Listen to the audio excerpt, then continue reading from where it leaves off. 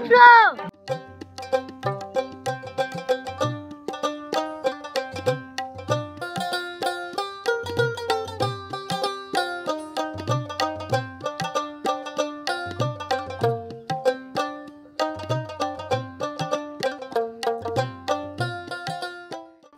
পরিমাণ পাক শাক করছে আমারই তো হাফ লাগা যাবে ওই সাসপেন্স যেটা আছে ওইটার হাফ লাগবে, আমারই হাফ লাগবে।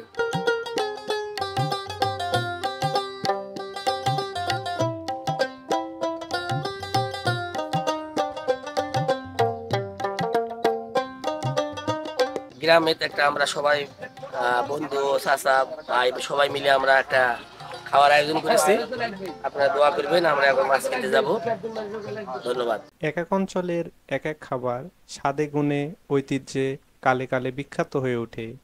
আলুঘাটি বগুড়ার একটি ঐতিহ্যবাহী সুস্বাদু খাবার। লোভনীয় খাবার সম্পর্কে অনেকেই জানেন, আবার অনেকেই জানেন না।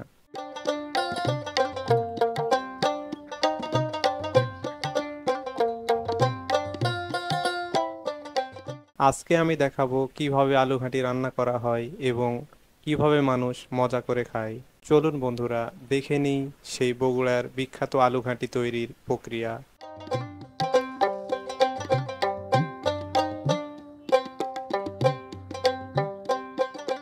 আলুর খোসা ছাড়ানোর পর এখানে আলুকে স্ন্যাশ করা হচ্ছে, যেটাকে গ্রাম্য ভাষায় আলু মথা বলা হয়। কাঠের বেঞ্চে কাঠের বাটাম দিয়ে আলু মথার প্রচলন অতি প্রাচীন। এই পদ্ধতিতে অতি দ্রুত আলু মথা যায়। আলু মথা হয়ে গেলে শুরু হয়ে যাবে ঘাঁটি রান্নার মূল পর্ব।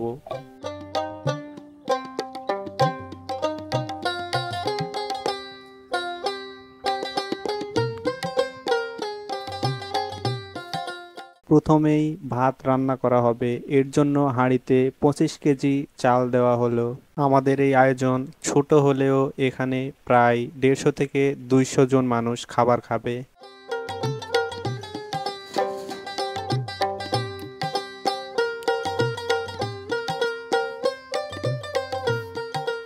আলুঘাটি আমরা অনেক জায়গায় খেয়েছি, তবে আমাদের গ্রামের মতো এত স্বাদের আলুঘাটি কোথাও পাইনি। যেহেতু 100 থেকে 150 জন মানুষের আয়োজন, সবাই একত্রিত হয়ে ভোর থেকেই আলুঘাটি রান্নার কার্যক্রম শুরু করা হয়।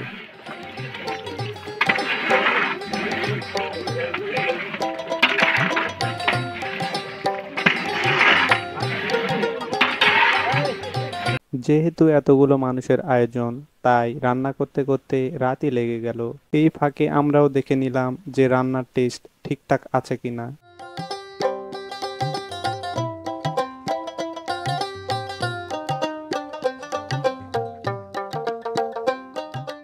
আমাদের গ্রামে বিয়ে বাড়ি থেকে শুরু করে সব রান্নায় সুনাম অর্জন করেন আমার আকরাম মামা এবং বুরাম মামা। তাদের হাতের রান্না যে একবার খাবে সে হয়তো কখনোই বলতে পারবে না এই রান্নার টেস্ট। রান্না করতে করতে সন্ধ্যা ছড়িয়ে রাত নেমে এলো।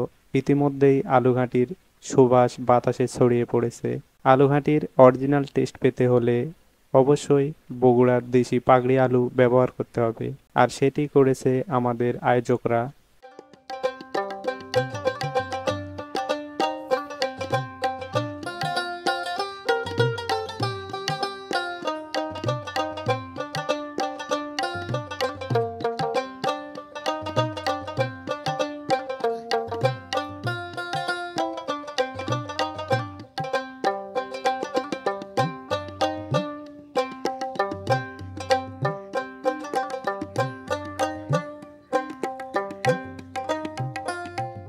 কেমন হয়েছে রে নাইম? আসলে টেস্টটা অনেক সুন্দর হয়েছে। 100 খাবার, এরকম খাবার আপনারা হয়তো পাবেনই না। 100 কেমন হয়েছে? সেই স্বাদ।